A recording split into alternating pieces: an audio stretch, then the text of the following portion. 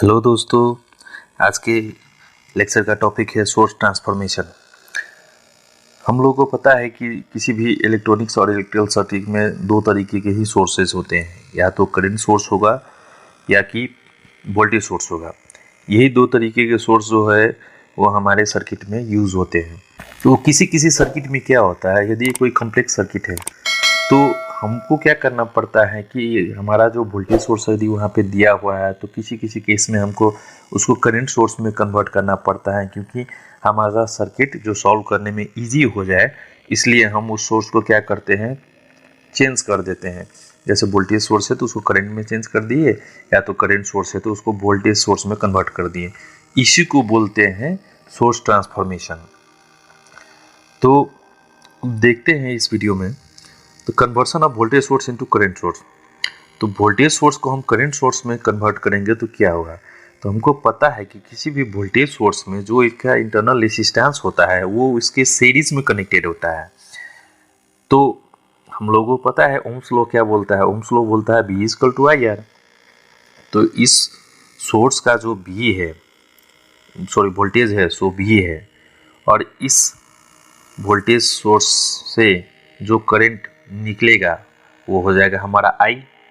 जो current source हो गया वो हमारा हो गया I, और इसकी जो इंटरनल रेजिस्टेंस है वो हो गया R। तो इससे हम इस सोर्स का करंट निकाल सकते हैं। तो V इक्वल टू IR हो जाएगा, तो करंट इज इक्वल टू क्या होगा, V बाई R। तो हमको क्या पता चल गया, I का वैल्यू पता चल गया। तो I का वैल्यू पता चल गया तो हम इस वोल्टेज सोर्स को करंट सोर्स में कन्वर्ट करेंगे, तो हमारा सोर्स करंट कितना हो जाएगा, I। करंट सोर्स के पैरेलल में कनेक्ट कर देंगे हम किसको, जो इसका इंटरनल रेजिस्टेंस है। तो ये हमारा हो गया करंट सोर्स। इस तरीके से हमने क्या किया, वोल्टेज सोर्स को करंट सोर्स में कन्वर्ट कर दिया। ऐसे ही हम करंट सोर्स को भी वोल्टेज सोर्स में कन्वर्ट कर सकते हैं। जैसे इस सर्किट में आप लोग देख सकते हैं कि ये हमारा करंट सोर्स है जिसका करंट I है, और जो ये R है वो इसका इंटरनल रेजिस्टेंस है जो करंट सोर्स के पैरेलली कनेक्टेड है। तो यहाँ पे भी वही लागू हो जाएगा। हमको पता है V इक्वल टू IR होता है, V इक्वल टू IR जो ओम्स लॉ बोलता है कि V इक्वल टू IR होता है। तो इससे हमारा क्या होगा, तो इस करंट सोर्स का वोल्टेज निकल गया। तो अब अगर इसको हम वोल्टेज सोर्स में कन्वर्ट कर देते हैं तो क्या हो जाएगा, तो हमारा एक वोल्टेज सोर्स हो गया जिसका वैल्यू वोल्टेज हो गया V, और जो ये इंटरनल रेजिस्टेंस है इसको हम क्या करेंगे, सीरीज में कनेक्ट कर देंगे वोल्टेज सोर्स से। तो ये हो गया हमारा R कनेक्ट हो गया वोल्टेज सोर्स से सीरीज में, और जो ये करंट फ्लो होगा इसमें वो हो जाएगा हमारा I।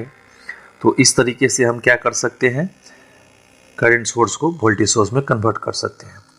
तो ये किसी भी सर्किट को अगर हम किसी भी सोर्स को करंट से सोर्स से वोल्टेज में कन्वर्ट करना चाहे या वोल्टेज सोर्स को करंट में करना चाहे, तो हमको एक ही बात क्या ध्यान में रखनी है कि कभी भी किसी भी करंट सोर्स में जो इंटरनल रेजिस्टेंस होगा वो सोर्स के पैरेलली कनेक्टेड होगा, और किसी भी वोल्टेज सोर्स में जो उसका इंटरनल रेजिस्टेंस होगा वो सोर्स के सीरीज में कनेक्टेड होगा। यानी कि सीरीज में कनेक्शन होगा किसका, इंटरनल रेजिस्टेंस का, किससे, वोल्टेज सोर्स से।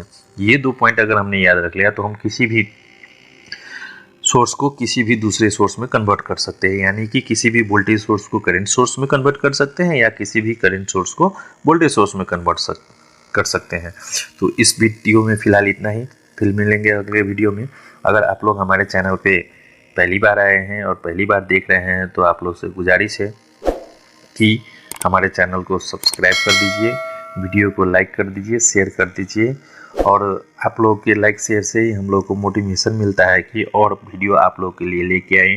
खास करके जो इंजीनियरिंग स्टूडेंट्स हैं उनके लिए बहुत ही बेनिफिशियल होने वाला है सीरीज़, क्योंकि हमने इसमें बहुत सारे टॉपिक कवर किए हैं, और भी इंजीनियरिंग सब्जेक्ट के लेक्चर हम जल्दी ही लेके आने वाले हैं। धन्यवाद।